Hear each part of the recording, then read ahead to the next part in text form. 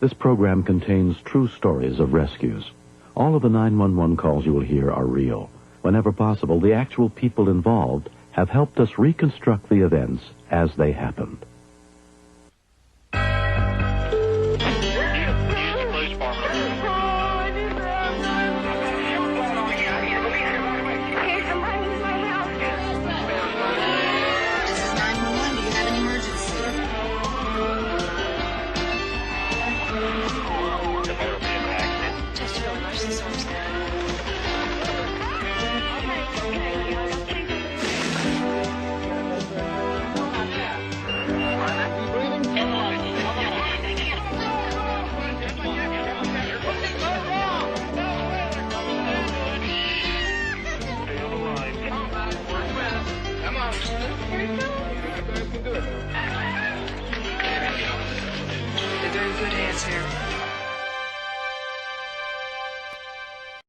Perhaps the deepest expression of love for our children lies in the actions we take to protect them and help keep them safe.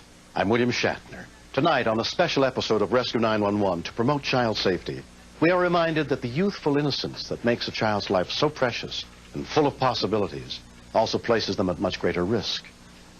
We begin on the afternoon of November 4th, 1991 in Blountville, Tennessee, as a group of kids were on their way home from school.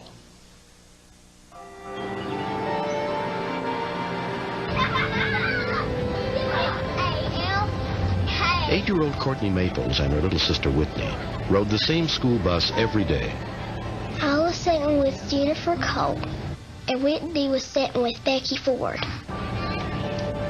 Whitney had a picture, and I put it up to my eye, and I looked through it, and I just saw like a black outline of a turkey drawn. She said that she had to get it to her mom, so I figured it was real special.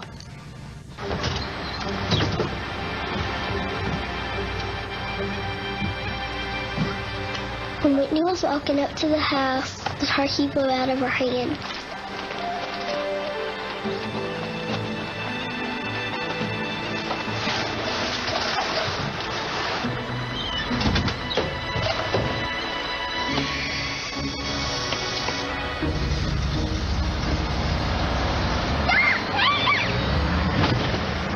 We heard a thump, and I saw her laying on the ground.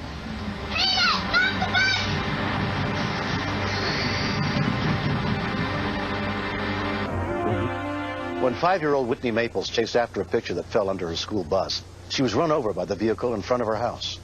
Her sister Courtney's screams for help were heard inside by their mother, Tammy. When I opened the door, I saw Whitney laying in the road. Whitney! Whitney! It's the most terrifying feeling you could ever imagine, to see your child laying out there like that.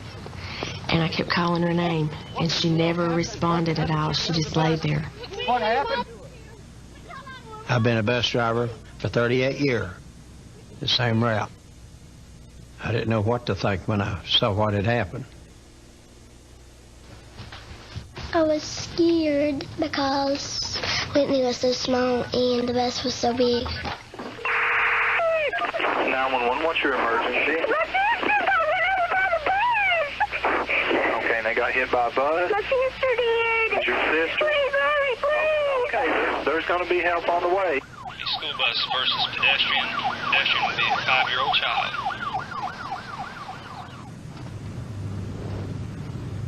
I thought she was dead because there's blood all over her face and her legs was just limp.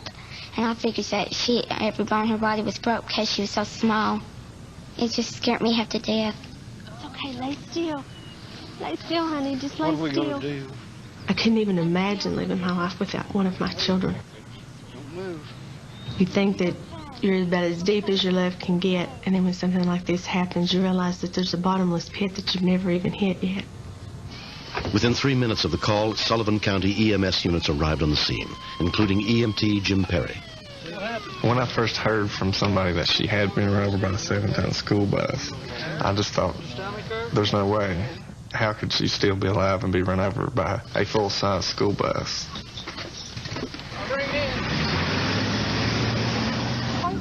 Paramedic Stacy Mayhem tried to comfort 5-year-old Whitney. We were both affected very much by this little girl. It was hard for me because I wanted to do more and more for her, but there was only so much that we could do. When we came out of the ambulance, I picked her tennis shoes up, and I was still carrying her tennis shoes with me. That was the last thing of her I had to hold on to. Wheels of the bus ran over her pelvis area. Whitney was admitted to Holston Valley Hospital, where a trauma team was awaiting her arrival, including respiratory therapist Sherry Bailey. When they asked her what her name was, she said that her name was Whitney Maples. And that's when I turned to look at the other therapist that was with me, and I told her, I know this little girl. She's in my daughter's class. And that's when I realized it could be my child in that position. She's still talking. Still talking. Did you see anything in the head up there other than just those scrapes? Not that we can tell. Looks like just on her forehead. X-ray. Most of the time when we transfer a patient over to a facility like this, we back out of the way and let them do their job on her. But Whitney was still holding on to Jim's hand, so we kind of stayed in there with her. With the extent of Whitney's injuries, we didn't know if she would live through surgery. She was crushed. It was just that simple. Oh, man, that's terrible. Look at that. Look how far those pelvis is spread apart there. She's got multiple. Whitney's condition was critical. Doctors informed her parents that she would have to be transferred to a trauma center better equipped to handle her injuries. I don't cry much for anything, but, I felt like I couldn't do a thing in the world for her. And at that point, I broke down. Is your mom? She's asked for her mama a couple of times. Mommy's here. Well, she is, darling. Daddy's here. Daddy's here, too, with me. When parents come in, to me, that's the hard part, because you see all the pain that's in their eyes and their hearts. I think we all kind of teared up together. Whitney's parents were not allowed to accompany her on the flight. I kept asking them, why won't you let me go? And I kept thinking, she won't be there when I get there. If I'm with her, maybe I can hold on to her a little bit longer. She was taken by Lifestar helicopter 120 miles to the University of Tennessee Hospital, while her parents followed by car. I said, Lord, just let her survive. We can handle anything else. That's all I want is for her to live. Orthopedic surgeon Richard Smith was part of the team that worked to rebuild Whitney's pelvis. The problem with a 5-year-old patient is finding parts that'll fit her. The pins and the systems we have are designed for adults. Let's get a pretty long, solid bar to put across there. And I basically had the operating room personnel open up everything we owned and laid them all out there until I found one that fit her. Good. Okay.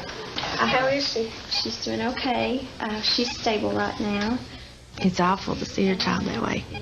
Some that you send them off to school and they're a perfect little girl, and the next time you see them, you just wonder if they'll ever be the same again. Ready, set, go. Run hard. Go, go, go, go. Run, run, run, run, run. 5-year-old Whitney Maples was hospitalized for almost 3 weeks and underwent numerous operations. Ready, set, go. Fast as you can. Go, Whitney. In the 9 months since the accident, she has undergone physical therapy to learn to walk again and has made an amazing recovery. Her outlook is very good considering what she had happen to her. She kind of waddles side to side a little bit, but overall I think it looks great. You're doing good. Good job, okay. It's funny to see these doctors just look at this child and say, we just can't believe that she's healed this well. They just look at her in amazement. There you go. Good job. Dad almost lost it that time. She came by our station. It was just great. When she came running through the door and I seen her, it was just a great feeling. That told me why I went to school for all these years and worked all these hours. Whitney was the reason. It makes me ecstatically happy to see her doing what she's doing. It's a miracle. And every day I look at her and I just appreciate her a little more. I'm thrilled about Whitney. It makes me just feel good knowing that she's going to be okay. Did you see that? I missed her a whole bunch because she wasn't home to play Barbies with me. But you wouldn't want to have her for a sister. She's so mean. I'm just happy that I can walk again. And I and I'm never going to go in front of a bus again, because he'll get run over.